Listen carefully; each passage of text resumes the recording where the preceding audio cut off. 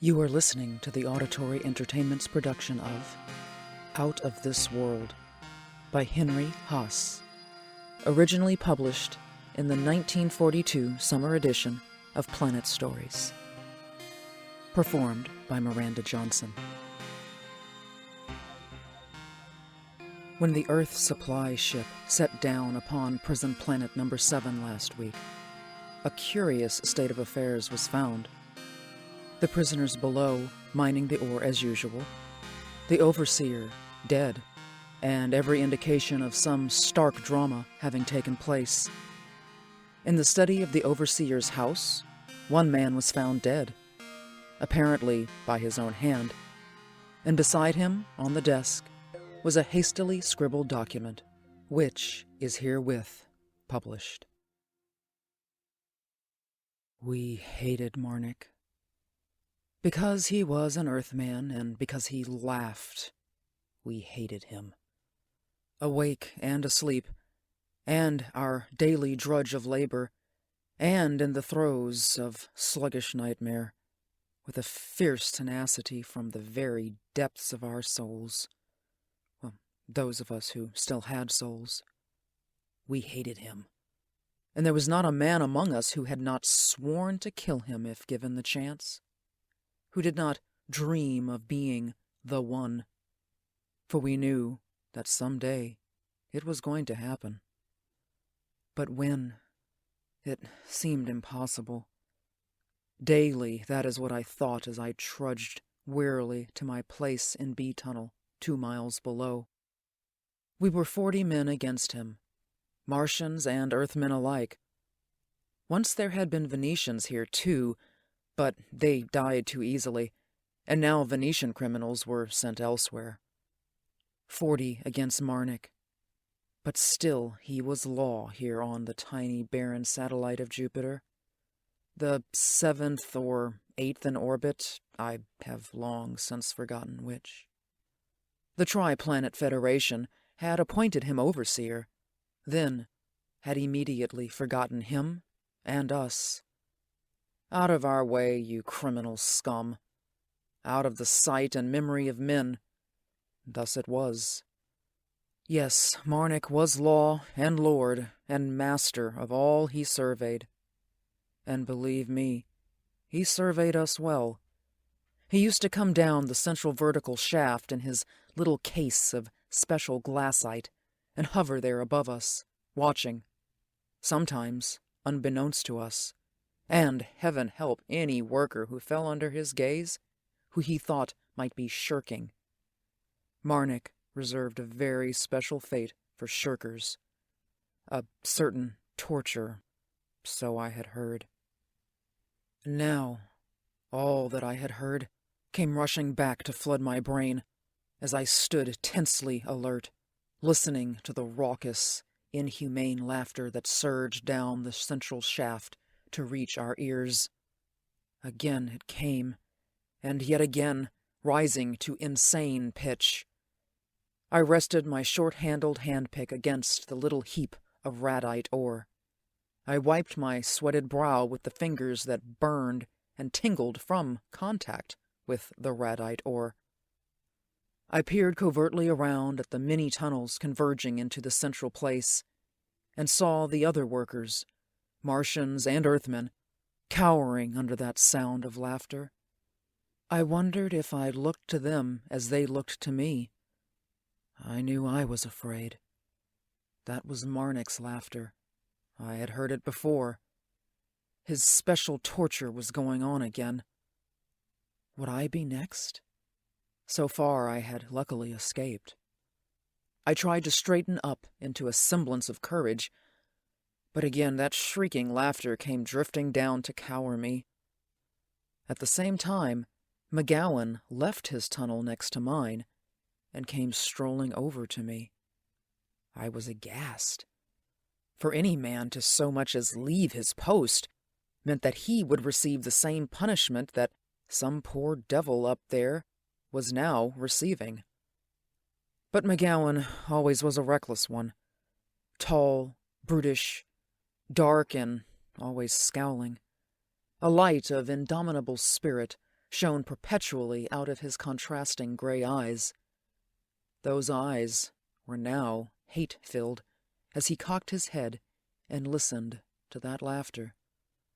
"If only he wouldn't laugh," McGowan said, in a voice so calm that it was doubly terrible. "If only he would go ahead with his torture and watch if he wished.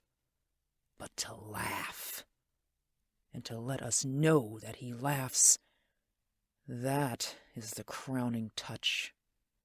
Some day, Reed, I swear to you—" "Yes, I know," I whispered fearfully.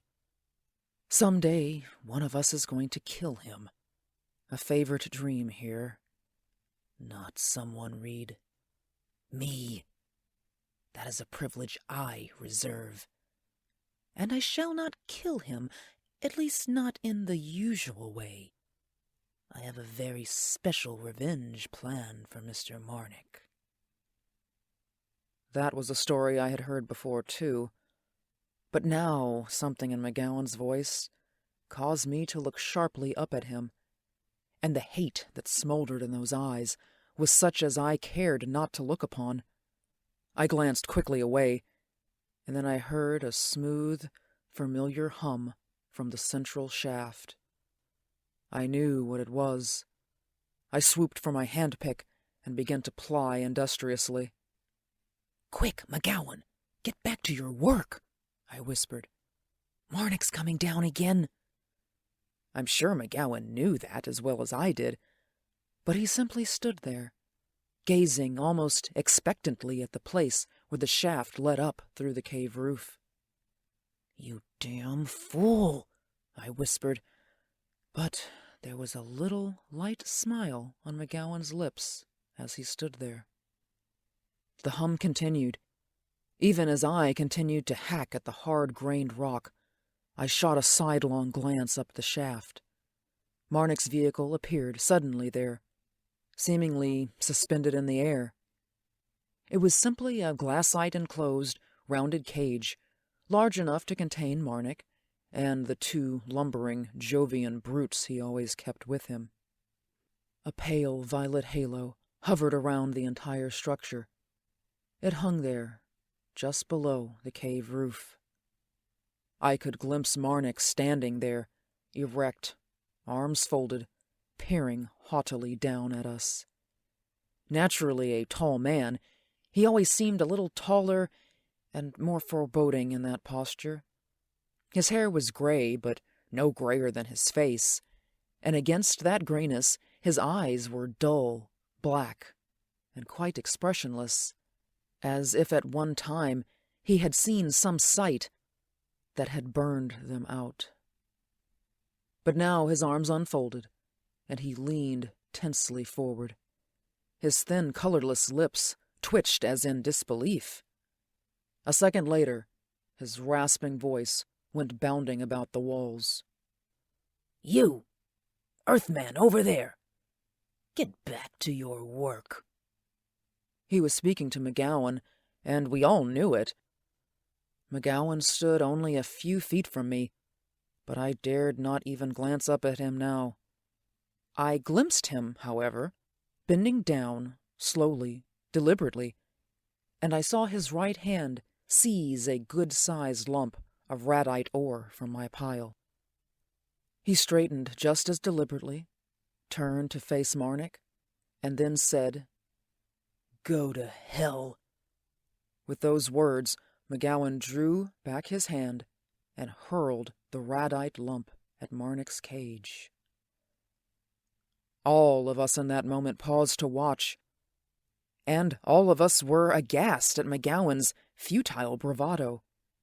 We knew that not even an atom blast, much less a lump of rock, could penetrate that mysterious force barrier Marnick had erected around himself. That's what made the act so terrible, for McGowan knew it too, and he wore a satisfied little smile as he did it. The rock didn't come within a yard of Marnick's cage. It struck against the violet forced halo, bounded back, and clattered to the floor. Marnik's lips split into what might have been a grin. He touched a button beside him, and the cage dropped the rest of the way to the cave floor. Its door opened, and the two Jovian brutes stepped quickly out, grinning through thick, blubbery lips. With huge, powerful hands reaching out, they strode purposefully toward McGowan.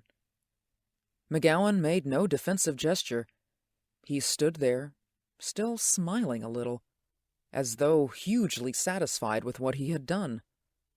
The Jovian seized him ungently, hurried him back to the cage and into it.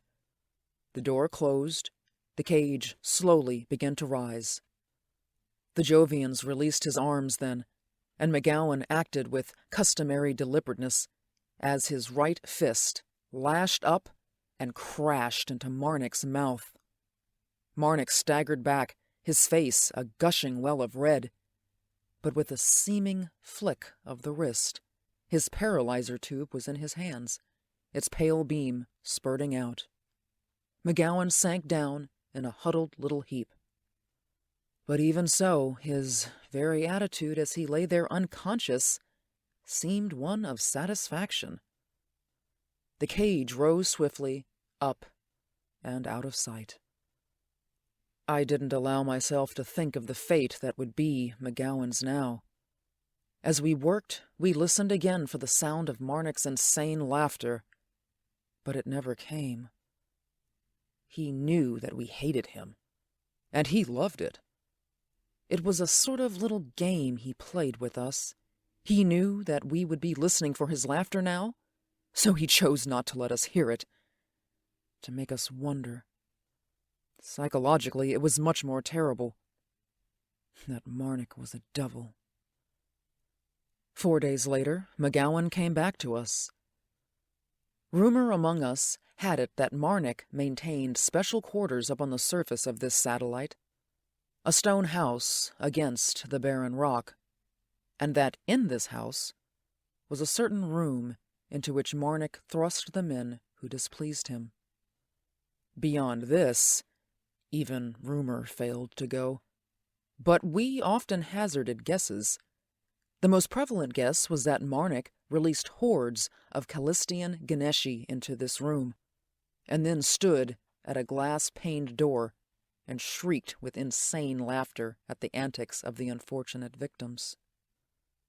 The Ganeshi are tiny little sharp-tipped devils, scarcely 3 inches in length, hard-shelled, blazing red in color, and they surely must be a spawn of hell, for they are quite harmless, except when in the presence of human flesh. And then they seem to go wild. We guess that Marnik might be employing these Ganeshi because several of his victims who came back to us had hundreds of fresh scars covering their legs from ankles to knees, but these men seemed to prefer not to speak of what they had undergone, and the rest of us weren't too anxious to know. So now, 4 days later, McGowan came back to us. He stumbled into our quarters along the murky tunnel, just above the vein where we were presently working. I rose up out of restless sleep and saw McGowan going along the tunnel to certain men, silently rousing them. Cuilo and Vanarik, both Martians, joined him, as well as Smith, Blakely, and Wilkinson, Earthmen. These 5 together, with McGowan, had formed a special little clique among themselves, and almost daily went off for a secret meeting somewhere during our sleep period. Innumerable times I had seen them do that, but I didn't much care, feeling that whatever they might be planning would be futile in the end. Now I rolled over in my bunk, turned my face to the stone wall, and tried to get back to sleep. I needed much sleep in preparation for the morrow, because lately the radite emanations had been fast sapping my strength. Then, to my amazement, I felt a light hand on my shoulder, and I knew it was McGowan. I heard his voice in my ear, scarcely a whisper. "Reed, you awake? Come on and go with us. We need you." They needed me? Wondering and doubting, I rose silently up and followed the 6 of them toward the dead end of the tunnel. Blakely carried an electric lantern, carefully shaded. A quarter of a mile further, we came to the tunnel's end. There in the dim light, I gazed around me at the worked-out rock. The radite vein here, I knew, had been exhausted years ago, even before I had come. As I stood apart, watching, the 6 of them seized upon a protruding rock and pushed with a certain unison that could only have come with long practice. The rock rolled smoothly away and revealed a ragged little ravine leading up and into the tunnel wall. We entered, and they pulled the huge rock back into place. We began to climb. The ravine was scarcely shoulder width. A few minutes later, however, it widened out into a large natural cave. Blakely placed the light in the center, and we sat in a circle around it. We could only see each other's faces dimly. The 2 Martians were dark and leathery, with thick-lidded, expressionless eyes. The 3 Earthmen appeared a little anxious as they glanced at McGowan. I knew what they were thinking, wondering. I was wondering myself. As though reading our thoughts, McGowan said, "Yes, it was pretty terrible." But by the look in his eyes alone, dim as it was, we knew that was a masterpiece of understatement. "But that's beside the point," he went on. "Whatever I went through up there, it was worth it. And it had to be done. For your information, Reed," he turned his head to look at me, "we are going to escape from these tunnels. Then we're going to kill Marnik. When that's accomplished, we'll think about escaping from this planet." But how?" I stammered. "You know you can't possibly—" McGowan gestured impatiently. "I know everything you're going to say. We've gone over it thoroughly. Let's see, you've been here only 2 years, isn't it, Reed? And the average life here is 5? And I have already been here 7. Yes, I have clung on here longer than most men do, knowing that someday my chance would come. And now it is near. For the moment, we will not think of escape. If only I can succeed in getting rid of that monster up there, and doing it in my own special way, all this will have been worthwhile. Do you agree?" I most empathetically agreed, and said so. McGowan arose and led me to the other side of the cave. There I saw a small, dark opening, perhaps 4 feet in diameter. A tunnel. A man-made tunnel leading steeply upward through solid rock. "For about 4 years we've worked on this," McGowan said, with a tinge of pride in his voice. "We've hacked our way, inches at a time, with whatever crude implements we could smuggle here. More than a mile of solid rock lies between us and the surface, and we've gone more than 3/4 of the way already." "But why didn't you let me in on this?" I gasped, a sudden surge of hope welling up in my throat so that I could hardly speak. I could hardly even think. My brain was churning crazily. To get out of these tunnels, to even glimpse a star again against the black night sky, or to breathe fresh air once more. Those were hopes that many of us had abandoned as we gradually became living automatons, and the radite ore took its insidious toll on us. McGowan looked at me steadily and answered my question. "Because we don't trust everyone.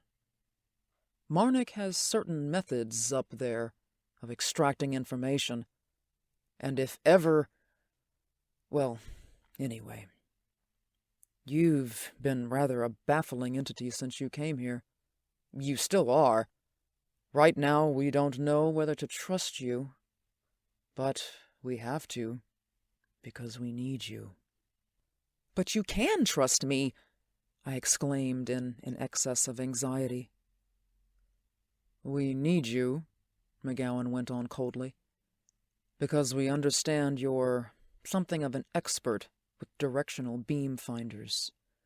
We suspect that Marnik might have a network of beams raying downward to detect any such escaped attempt as this. We had to make sure, and that's why I had to get to the surface, although it meant torture. And I did find out, never mind how. He has a battery of directional beams. They won't reach through rock very far, but we can't be too careful now that we're getting near the surface. So, Reed, do you think you could detect any such beams before we break through onto them? Yes, I'm sure I could, I answered, perhaps a little too eagerly. Good. Then you're in with us. To the finish. He turned to the others. Wilkinson, I think it's your turn tonight. Reed here will go up with you. Incidentally, you might veer a few degrees to the right. As near as I could judge, we're coming a little too close to Marnik's quarters. And you, Reed, keep a sharp lookout for those beams. I entered the dark little tunnel behind Wilkinson. He carried the lantern, and we began to climb. It was rather precarious. The tunnel, I judged, was on a 45-degree angle, but wisely they had leveled out little hand and footholds so that we could rest occasionally. 3/4 of a mile, McGowan had said. It seemed more like 5, but I didn't mind at all. All my weariness and sleepiness had left me now. Every time I scraped a knee or elbow against the rock, it was a pleasure, now that a new hope was born in me. At last we reached the top, and I cautioned Wilkinson to remain still while I tried to determine if any of the magnetic finder beams were near us. First, I stripped myself to the waist, then pressed my body against the rock wall in various spots. Wilkinson watched the process curiously. No, I told him at last. I can't feel anything yet. Probably we're still too far down. How come you can feel those beams when other men can't? Wilkinson asked. So, I told him the story. Years ago, I worked in one of the electrical laboratories where these beams were being developed. One day, I was accidentally locked in the testing room, a small chamber where the beams were projected upon metal plates to test their intensity. Luckily for me, the beams that day were of a very low intensity, or I wouldn't be here now. But the power kept increasing by slow degrees, until I could feel the vibration tearing through every fiber of my body. At last, and just in time, I managed to attract attention. I was violently ill for weeks. But after that, I seemed to be hypersensitive to such beams. Wilkinson continued digging at the rock with a small metal implement. Bit by bit, the rock came out, in powdery dust and tiny chunks. I noticed that his hands were scarred and roughened from day after day of this work. When we first began, he explained, we made much faster progress. But now a man can't work more than 2 or 3 hours up here, for the air gets pretty stale. We take turns, of course, day after day. It's gonna be pretty rough on you from now to the finish, because you'll have to be up here every day for a couple of hours. We're counting on you. Yes, they were counting on me. Now, for the first time, I began to realize how much. And I began to doubt myself. I wasn't really sure that I could still detect those finder beams. It had been a long time since I had experienced it.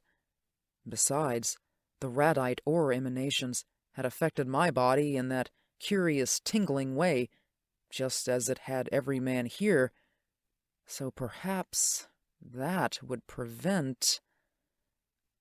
I only knew that if we ever blundered into one of those directional finder beams, which McGowan said were raying down, it would instantly set off an alarm in Marnick's quarters. I tried not to imagine what would happen after that. In a sort of panic, I pressed my sweating body against the rock wall. But all I could feel was the familiar radite tingling crawling through my skin. So we worked day after day, until they lengthened into weeks. My daily labor at the radite vein was almost a pleasure now, as I anticipated the few hours of work that would come later in our secret tunnel. Daily, I accompanied a different one of our group. I wanted to take my own turn at the digging, but McGowan wouldn't stand for this, preferring that I direct all my attention toward the detector beams. Weeks passed, and I still detected no beams. Cuilo, I found, was sullen and silent. The other Martian, Venaric, talked to me only on a few occasions. "I have a curious presentiment," he told me once, "that I shall never escape from here. You others, perhaps, but not me.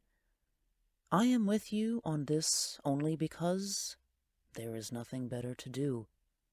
But if I can only reach the surface and glimpse the stars once again, especially the redness of Mars, this will have been worthwhile."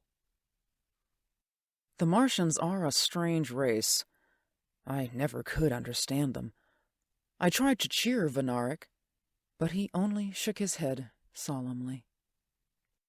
From the others, I gradually learned much that I had often wondered about, especially concerning Marnick. "There are various stories about him," McGowan told me once. "The one I'm inclined to believe is that Marnick incurred this hatred of men long ago, during the early years of the Mars mines. He was one of the earliest pioneers there. He brought his wife and child from Earth. He struck a rich iridium vein and worked it slowly, alone. Then certain Earth corporations stepped in, as you know. They wanted Marnick to sell, but he would not. He defied them to the end, which was foolish. Well, one day Marnick came back to his mine to find his wife dead, rayed mercilessly by a heat gun, and his young son missing, probably lost in the Martian wastes." "You don't mean," I gasped, "that the Earth corporations would do a thing like that? They would hire it done. That's the way they worked in the early days. They always got what they wanted, in one way or another. Well, Marnick must have sworn a terrible vengeance then. He fought them, and plagued them. For years he pirated the spaceways, until the Tri-Planet Patrol was formed, and became too strong for him." I pondered this story. So now, I mused, he's come to this. As overseer of this penal planet, he must be... "He is assuredly insane," McGowan finished for me. "But he is still vengeful. He was never certain whether they were Martians or Earthmen who killed his loved ones, those men hired by the Earth Corporation. But ever since, I believe, Marnick has had a brooding hate for both races, especially the criminal element. That's why he devised his tortures here. That's why he laughs as he indulges his wholesale revenge, a sort of revenge by proxy, as it were. I was aghast as I glanced at McGowan, wondering just how close to the truth about Marnik he had come. McGowan's eyes were steel-hard again with hate as he went on. "And that's why, Reed, we must put an end to Marnik's mad reign here. He was done a terrible injustice in the past, yes, but he has had his revenge many times over on the unfortunate men who have passed through his hands. That is why I hate him, and that is why I shall have my own revenge in my own way." McGowan's face was not a thing I liked to look upon in that moment. Then came the day when I felt the first detector beam. I had been wondering and doubting, but when it came, it was unmistakable. A single sharp pain through every fiber of my body, like the exposed nerve of a tooth when it's unexpectedly touched, and then a strong, steady tingling, utterly different from that of the radite ore. I was with Blakely at the time. He stopped his work instantly. "We'd better go down and get McGowan," he said. McGowan came back up with us. "What would you say, Reed? Think we're enough into that beam to have set off an alarm?" "How close would you say we are?" I asked. "According to my estimates, there must be at least another 100 yards of rock." "Then I'd say we're safe. We must be on the very fringe of this beam, but if it weren't for me—" "Yes, I know. But now your work's only beginning. We're going to have to cut parallel to the surface and get beyond range of the furthest beam before we can go up again." McGowan was right, and this took several more weeks. We were very impatient now, but he impressed upon us the need for extreme caution. At last, however, we reached a point where I was definitely sure we were beyond the range. It had been agony for me, that constant proximity to the beams that had seemed to tear at my every nerve center. But I endured it and said nothing. "This doesn't mean we're safe yet," McGowan cautioned us when we began the vertical climb again. "To get near Marnik's house will be a problem in itself. He's sure to have it barricaded with beams, and we have to watch out for those two Jovian brutes of his." I wonder if it could have been quite by chance that we broke through the surface during McGowan's turn. He must have had our distance calculated to the very foot. I felt a sudden current of fresh night air that nearly overwhelmed me, and then I saw that he had broken through. We simply lay there for a long while, not speaking, breathing in that intoxicating air. I had never really known how I missed it until now. Never had I known the stars could be so close and so brilliant until I glimpsed a handful of them through those few square inches of space. At last, McGowan carefully plugged that opening with a few bits of rock. He turned to me and said, "We must wait until tomorrow. We will bring the others." It seemed to me that tomorrow would never come. At last, however, our next sleep period rolled around, and we met in our secret place. McGowan held a special, final little conclave. "There is something," he said, "that I have withheld from you until now. As you all undoubtedly know, we are not entirely abandoned here. That is to say, twice a year an official Earth ship sets down to leave supplies, and take aboard the radite we have mined. And I know what most of you have been thinking, that if we can once reach the surface and get Marnik out of the way, we can hide out until that Earth ship comes, then overpower the crew and escape." Murmurs of approval came from the 6 of us, especially from the group of Earthmen. "I'm sorry," McGowan went on, "but that's not the way things are going to work out." Sounds of discontent arose. "Because I have a better plan. The Earth ship won't arrive here for 2 more months. Its crew outnumber us, and they are well armed. Therefore, we won't wait for it at all. Instead, we'll take Marnik's own ship." "Yes!" he exclaimed, smiling at the amazement on our faces. "He has a cruiser here. That's what I didn't want you to know until the last moment, for there is a difficulty. There are 7 of us here, and the cruiser will only accommodate 5 at the most. It will take 5 across to Callisto, and there I can make connections that will mean safety for us." We looked blankly around at each other, and no man knew what the other was thinking. McGowan smiled in a way I did not like, as if somehow he knew which 5 it would be. "Furthermore," he went on, "there will soon be 8 of us, for now Elson's got to come along." "Elson!" exclaimed a chorus of voices, mine among them.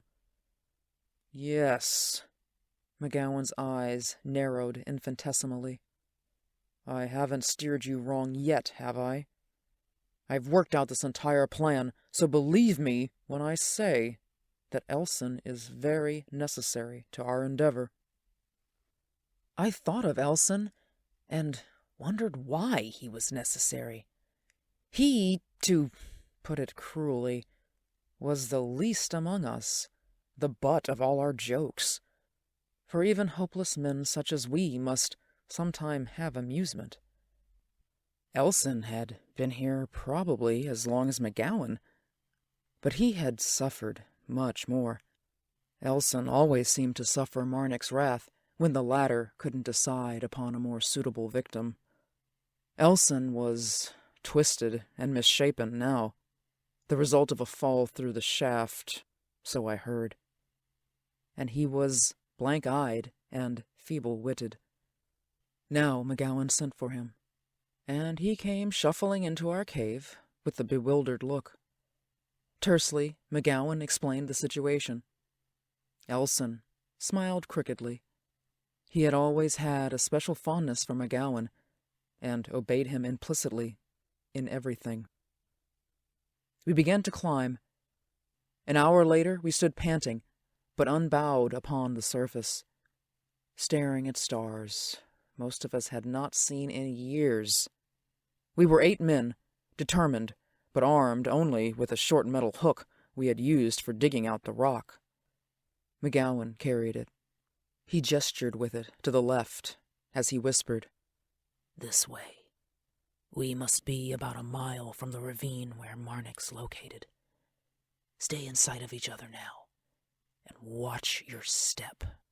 No noise." The terrain was rocky and rough. The horizon of the tiny planet seemed very near, and curved sharply down. The night was pitch black and boundless, with only the pinpoints of stars to guide us.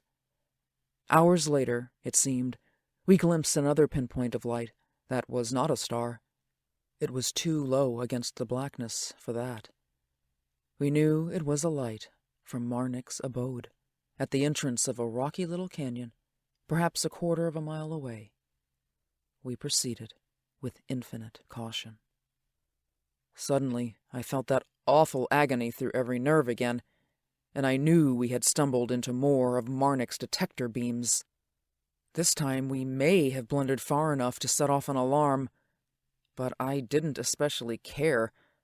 I fell to the ground as the warning along my nerves persisted.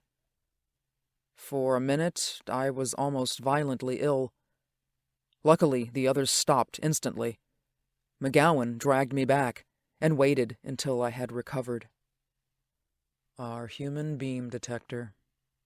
Lucky we've got you with us, Reed." But there was no humor in his voice. In fact, I caught a note of pity. I think he already realized, just as I was slowly beginning to, but I shall not think of that. McGowan spoke a few words to Elson that we could not hear. Elson nodded obediently.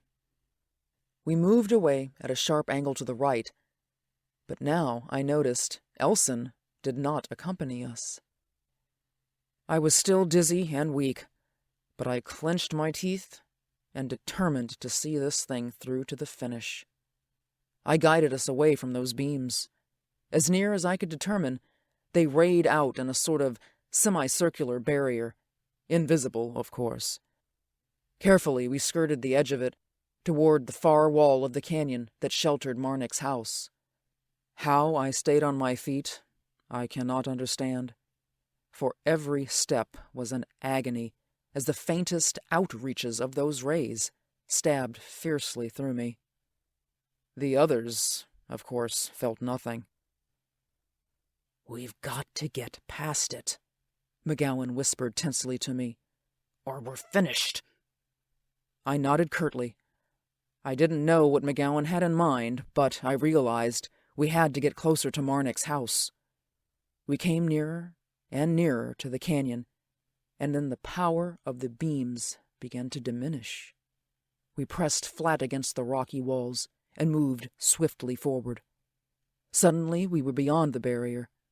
The squat stone dwelling was a bare 50 yards from us now, and we could see a little square of light from the side window.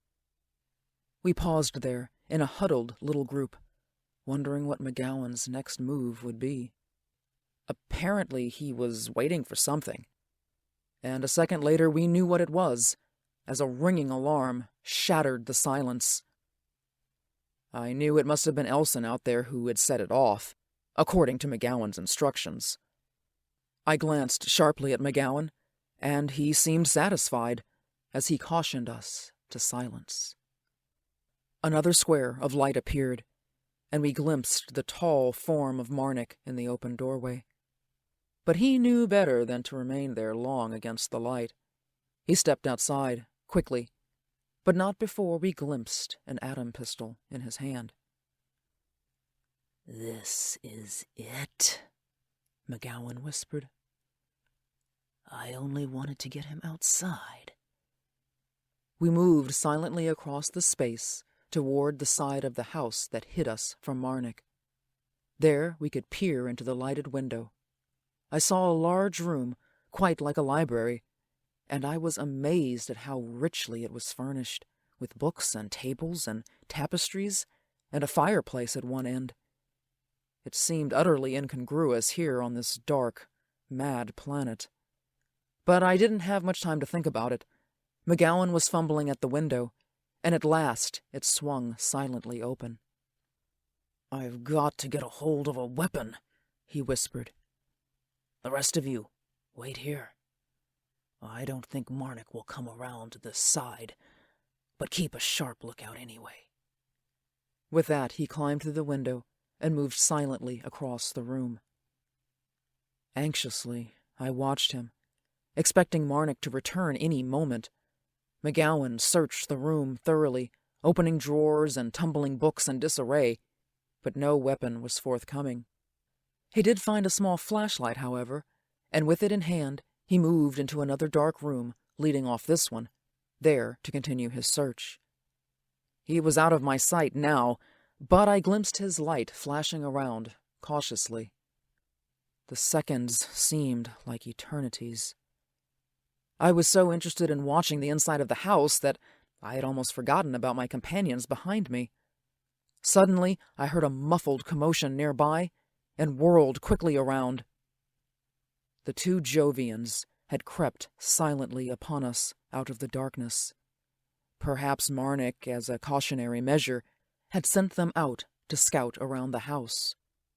At any rate, there was a silent struggle of bodies behind me, and all I could distinguish clearly was one of the Jovians who had seized Veneric's neck in his two powerful hands. Blakely was standing there with the heavy metal hook upraised, and it seemed to me that he hesitated about 10 seconds too long before he brought it crashing down on the Jovian's skull. But by that time, Veneric was dead, and it suddenly dawned on me that Blakely's hesitation had been deliberate, and that only left 7 of us instead of 8. The other Jovian was more than holding his own, and Blakely seemed content to watch. I seized the heavy bar from him and leaped into the melee, waiting for an opening. I brought the bar wildly down, and by pure luck it landed on the Jovian's skull, crushing it like an eggshell. The others staggered weakly up. I leaped back to the window, for I thought surely Marnik must have returned. What I didn't realize then was that scarcely a minute had yet elapsed since the alarm had sounded. But McGowan had found his weapon. He held an atom pistol in his hand as he crossed the lighted room to the window and climbed back out to us. It was not until that moment that I had my curious foreboding.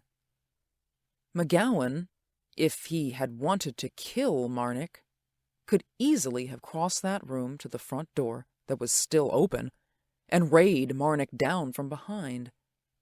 He wanted to kill Marnik, all right, but in his own way. He had his own special revenge mapped out.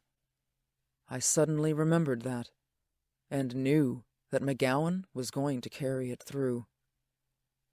"So far, so good," he murmured as he rejoined us. He weighed the atom pistol familiarly in his hand. "Now, if only Elson out there comes through all right. Come on, let's see where Marnik is. Not too far from the house, I hope. And remember, all of you, this is strictly my party, so no interference."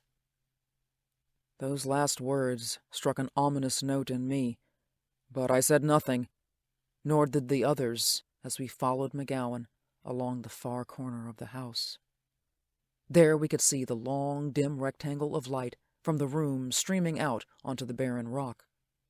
Marnik was not in sight, but we knew he must be somewhere very near, waiting in the darkness, watching for whoever had set off that alarm. Seemingly for a long while we waited, but it couldn't have been more than a minute. We crowded close to each other, staring, trying to accustom our eyes to the night.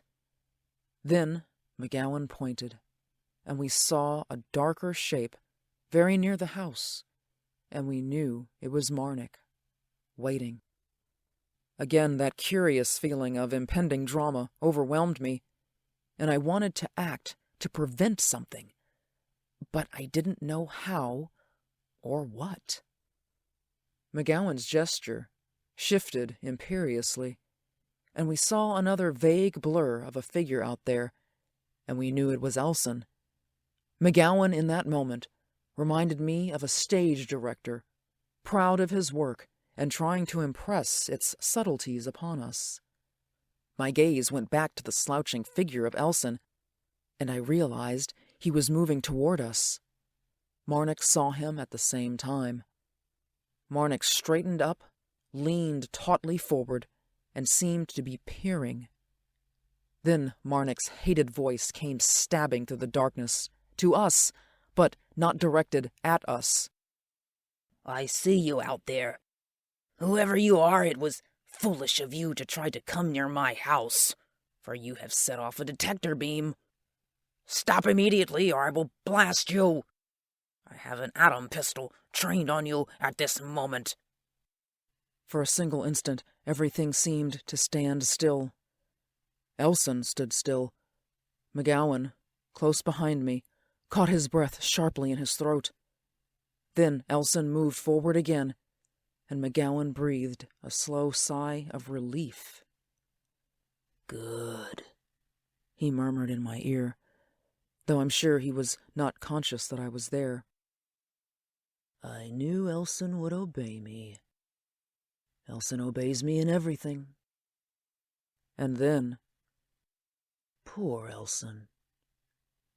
In that sudden moment, I realized what was going to happen.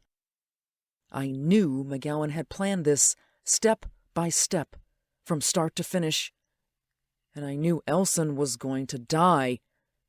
I started forward with a cry in my throat, but McGowan's hand clamped roughly over my mouth, and his fingers dug cruelly into my arm. I could see, though, and I saw Elson come forward in his slouching, ungainly gait, arms dangling at his side, and an idiotic grin on his face. I heard Marnik's warning once more, and I saw the almost invisible beam of his atom pistol slashing the darkness. I saw Elson stumble and plow forward on his face and lay still. And not until then did McGowan release me.